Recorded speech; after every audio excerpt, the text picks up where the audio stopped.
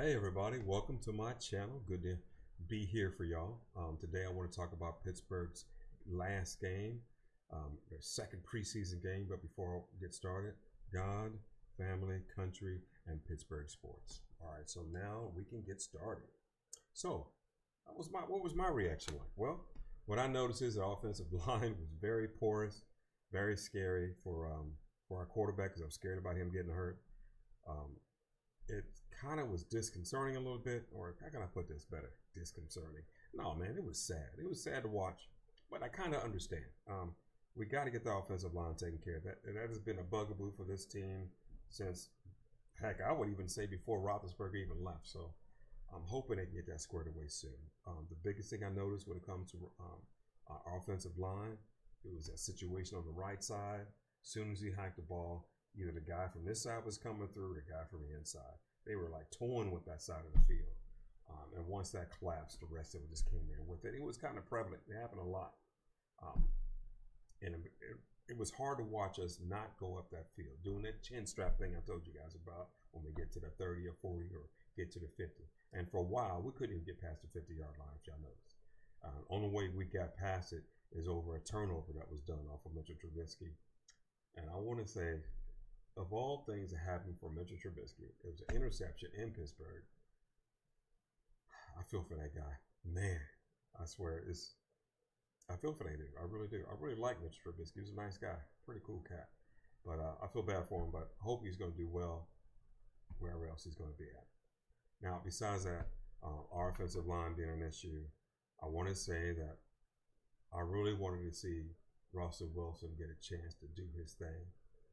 We know what it's like to play against that guy. When he come into our stadium, or if we go to Seattle, we saw what Russell Wilson could be when he's get comfortable with that's what I was trying to say. When he becomes comfortable with that darn playbook, whatever it is, whether it's during college or during the pros, he's a dangerous dude. And I want to see that for us. I want to be able to see him do his thing. But we got to be patient, see how that's going to work. Justin Fields. We saw him very dangerous at Ohio State. When he went to the Bears, I don't know what happened out there, but that 3 years he was at that location, it was something for him. And I don't know what to make of what he's going to be. So that's another situation to be patient about. Let that cream rise to the top, and that's what we got to wait for. We got some injuries now. Jaylen Warren. We got the big guy with a torn rotator cuff, and one of our cornerbacks. He has an injury. Definitely we should pray about their healing. Hopefully they get back on the field as soon as they can. I know what I'm thinking is that one big guy, he's going to be out for the rest of the season because of that torn rotator cuff. But who knows? That might be a situation where it might not be that bad. He might come back half the season. We don't know. I'm not a doctor, of course. But we're going to see what happens. Now, when it comes to the rest of the guys, we know they're going to be going down to the 53-man roster. And we're going to be missing some guys that have promise, but we won't be able to keep. Probably end up on practice squad or what have you. However, that means that the team that they will retain will be ready for the field. But that will start this weekend, this next preseason game, whichever day it might be. That's going to be kind of telling.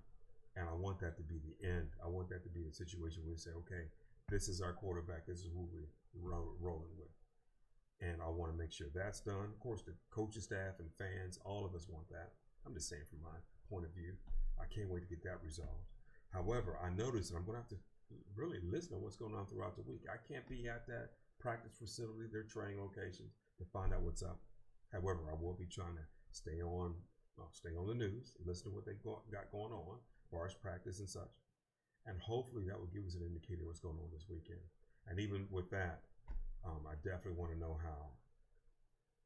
I want to know how well I want to know how the offense is going to look, and I don't think we'll get too much information about that until the season starts. However, I can't wait to see that playbook from Arthur Smith.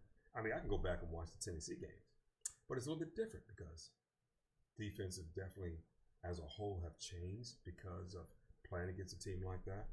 You saw how he was a head coach in Atlanta, and I'm sure he brought some of this concept with those guys. But I don't know how much of a difference it's going to be, what changes he made. Basically, I'm excited to see a playbook, and it kind of sucks I can't see it. It's not even showing up on Madden correctly because they don't even know. But I'm sure that'll change too. So I got a lot of stuff I'm excited about. Now, besides just being excited about what I'm going to see or what I want to see, I was very excited about our defense. The defensive backs, they looked happy. They were ball hawking. They were looking around, looking for things to be effective in. They wanted to change the game. You can tell. The linebackers, they looked very comfortable. They were communicating pretty well, just like the defensive backs were. And the defensive line looked like they just want to eat that quarterback up. And man, it was nice seeing that too. I saw when they were running crossing routes underneath to get to the quarterback. Mr. Trubisky, y'all saw that one sack that he went across. That was pretty cool to see. Collapse in the pocket, getting to the quarterback, trying to cause fumbles. I love that from the defensive line. I like what the linebackers are doing. I love what the defensive backs are doing too. So we had 3 levels of awesomeness. It was beautiful to see. I would love to see us get a kickoff return for a touchdown from somebody, whether it's that quarterback Plumlee, or whether it's Cordell Patterson, or whoever, Calvin Austin, whoever. I would love to see that. Running backs look good. They look confident. I hate the fact that Jalen got hurt. But I respect the 2 backup running backs. One of those 2 guys, they look strong. They look healthy. They look happy. They look like they could just run folks over. So we got a secondary guy if it came down to it. I'm noticing. Now, what's next? Pretty much nothing. We just got to see what's going to happen throughout the week when it comes to our offense. Our offense is unbalanced from our defense. Our defense is ready. They're stacked. They're ready to go. Even with the backup players that we had, you can tell the concepts are sound that they can use depending on no matter what the player is. Of course, it's just a lot more elevated with certain players in that game plan. But as you see, Mr. Austin's doing pretty good with the defense. Now, I would love to see our offense catch up to the defense's, we call it premium service. We just got to wait and see. And it sucks because I want to see it now. But just like y'all, we got to wait.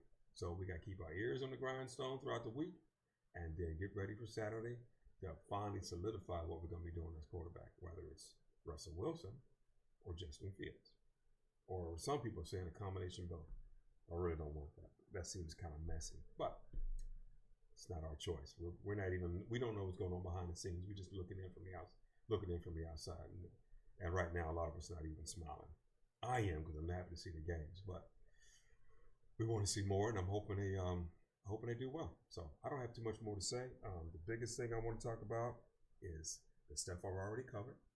And when it comes to offensive line rookies, I'm hoping that the rule or the concept of education and experience coming together to make skill. I'm hoping the more they get out there, the more stuff they do, the better chance of them solidifying themselves as one of the offensive lines in the league. But that's going to take some time, and we got to be, I'm for one, I'm not going to speak for everybody else. I'm going to be patient and wait and see. All right. So thank you guys for everything. Hey, don't go for low hanging fruit, which is negativity. Reach high for that positive stuff, man. It's a lot better. So y'all take care and thank you.